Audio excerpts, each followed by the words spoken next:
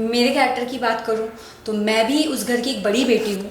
जिम्मेदारी मेरे सर पे भी बहुत है, ऑल्दो मैं उतना लेती नहीं हूँ। ये थोड़ी सी चिल्ड है, थोड़ा सा ताना कस देगी, थोड़ा ये कर देगी, बट हाँ दिल से she is very good girl होंगी।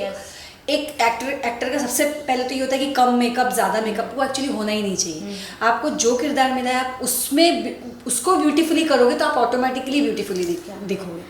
कि मैं बॉम्बे आई थी कि मैं कोरियोग्राफी करूँगी, ठीक है, अच्छे से कोई कोरियोग्राफर के अंडर पहले काम करूँगी, सीखूँगी। बट सही बताऊँ, जब मैंने एक गाना भी किया है बॉलीवुड का कोरियोग्राफ एज एन असिस्टेंट, एक एल्बम भी किया है असिस्टेंट। उन्हें देखा भी नहीं होगा, लेकिन क्योंकि उसका समय अच्छा चल रहा है तो लोग बोलेंगे वाह क्या काम किया है।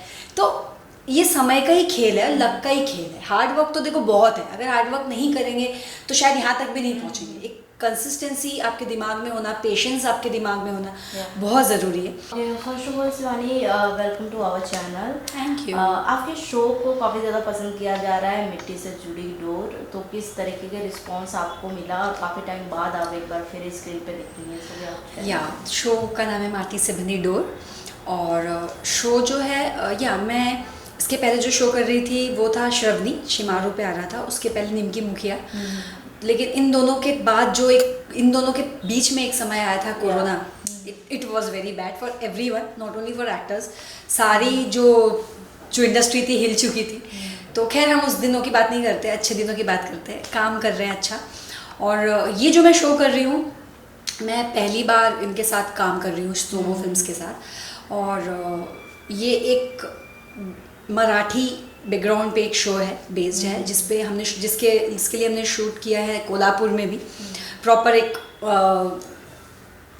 फील्ड पे जाके एज एन फार्मर जैसे लोग काम करते हैं, जो हमारे किसान हैं, उनकी कहानी है। तो कैसे जो मेरी जो सिस्टर है छोटी वैजू, वो कैसे हम सबको लेके चलती है, हमारी फैमिली को पालने पोसने के लिए क्या कुछ नहीं कर रही है, उस पे ये कहानी है। और या उसकी भी लाइफ की कहानी है कि वो उसको कई बार रिजेक्शन मिला है लाइफ में, although she is a very hard worker लड़की। बट एक होता है ना एंड में आके अरे यार इसने भी रिजेक्ट कर दिया, उसने भी रिजेक्ट कर दिया, एक उसके अंदर ये है, ये भी एक लेयर है। मेरे कैरेक्टर की बात करूँ तो मैं भी उस घर की एक बड़ी बेटी हूँ। जिम्मेदारी मेरे सर पे भी बहुत है, ऑल्दो मैं उतना लेती नहीं हूँ।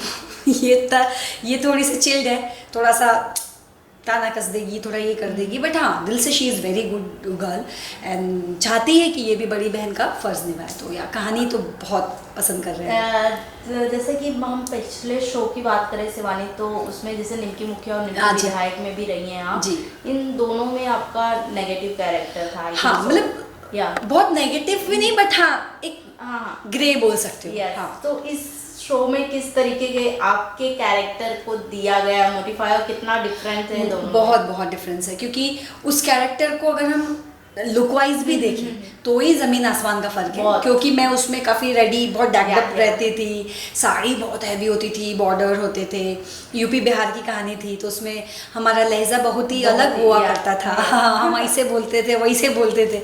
और ये मराठी लड़की है तो अब काय असं तसं, हाँ ये हो गया है। तो एक्सेंट में बहुत वर्क करना पड़ता है। एज एन एक्टर आपको हमेशा शुड बी लाइक वाटर, कि आप जिस भी उसमें ढल जाना चाहिए, जिस भी कंटेनर में ढालो। वैसे ही हम एक्टर्स हैं। तब मैं गजवा वाली थी, अब मैं कावेरी हूँ, और उसमें मैं चुलबुली और इतने बड़े बड़े ईयर रिंग्स पहनने वाले, हाथ में रिंग्स पहनने वाली, चूड़ियाँ।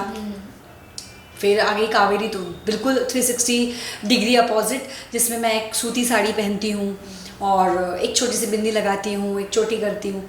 तो ये जो डिफरेंस है ना, ये एक हमारे लिए, मतलब बेसिकली मेरे लिए ये जो डिफरेंस है ये बहुत ज़रूरी था करना।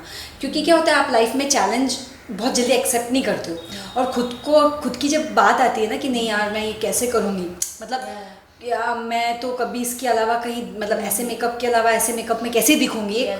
एक एक्टर का सबसे पहले तो ये होता है कि कम मेकअप ज़्यादा मेकअप, वो एक्चुअली होना ही नहीं चाहिए। आपको जो किरदार मिला है आप उसको ब्यूटीफुली करोगे तो आप ऑटोमेटिकली ब्यूटीफुली दिखोगे। और शिवानी, बात करें एज अ एक्टर, जैसा कि कहा आपने बहुत गैप हो गए हैं इस समय, जो इंडस्ट्रीज की बात करें, टेलीविज़न की बात करें या फिर बॉलीवुड की बात करें, दोनों में अब काफ़ी ज़्यादा चैलेंजिंग हो गया है। विद बी द एक्टर, कितना फेसेस करना पड़ता है चैलेंजिंग एज एक्टर स्ट्रगल? हाँ देखो, struggles are never ending. Yeah. मतलब हम ये बोल ही नहीं सकते कि भाई ऐसे काम साइड में रखा है मिल जाएगा, कभी भी नहीं।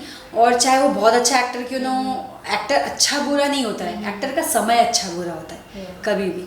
तो आप अच्छा समय आएगा, आप उसको देखने लग जाओगे। हो सकता है मे बी वो बंदा या बंदी ने एक छोटा सा किरदार किया होगा कभी, लेकिन उसका समय उतना अच्छा नहीं था उस समय, तो उसको लोगों ने देखा भी नहीं होगा। लेकिन क्योंकि उसका समय अच्छा चल रहा है तो लोग बोलेंगे वाह क्या काम किया है।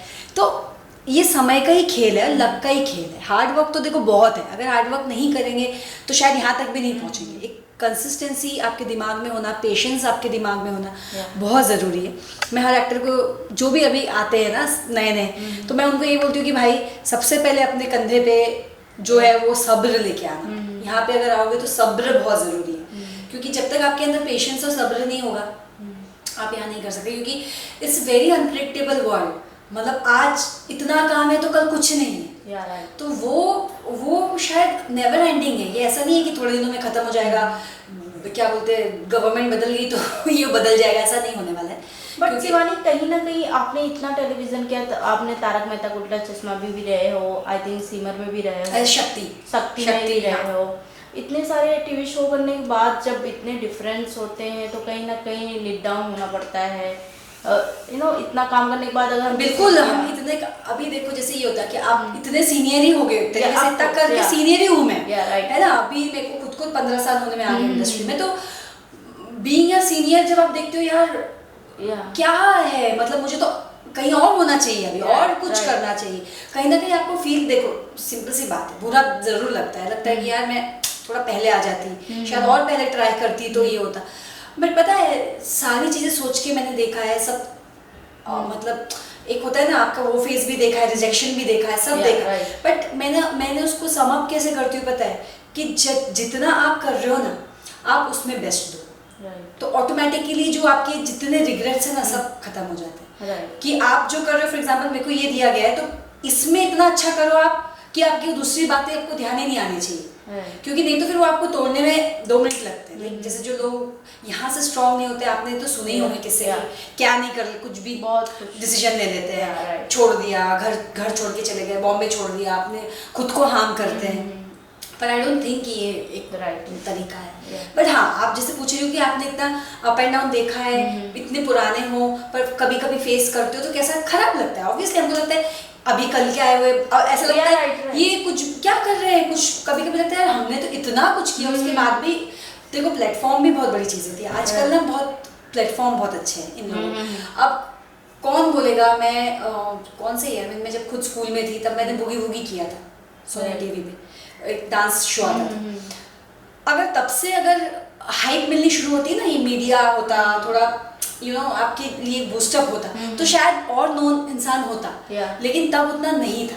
अभी है तो I think you should respect that और करते रहो। शिवानी, जैसे कि हम सब जानते हैं यू आर गुड डांसर, कहीं ना कहीं आपको ये नहीं रहा कि नहीं मैं इसमें भी मेरी एक प्रोफेशनल लाइफ बन सकती है? नहीं रहा, नहीं। मैं आई थी बॉम्बे कोरियोग्राफर बनने, ये मेरी कहानी का सबसे पहला मतलब क्या बोलूँ सच्चाई है कि मैं बॉम्बे आई थी कि मैं कोरियोग्राफी करूँगी, ठीक है, अच्छे से कोई कोरियोग्राफर के अंडर पहले काम करूँगी, सीखूंगी।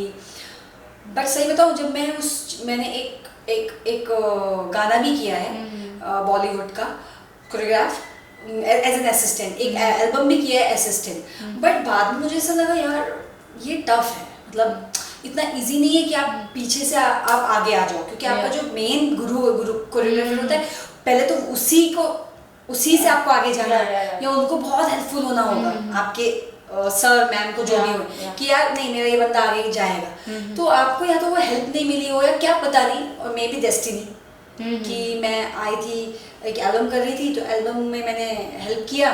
तो उसमें मुझे जिस दिन शूट हो रहा है उस दिन ही हमारे कोरियोग्राफर ने बोल दिया यार एक काम करो तुम डांस कर लो, दो लड़कियां हैं तुम भी कर लो। तो उसी दिन से मेरी किस्मत, मतलब मैं कैमरे के सामने आ गई, ठीक है, कैमरे के पीछे पर कैमरे के सामने आ गई। बट हाँ लगता ज़रूर है, क्योंकि मैंने बहुत छोटे से ही डांस क्लासेस लेना शुरू कर दिए थे अपने सिटी में। तो मेरी अर्निंग, मेरी पॉकेट मनी निकलती थी उससे अच्छी खासी।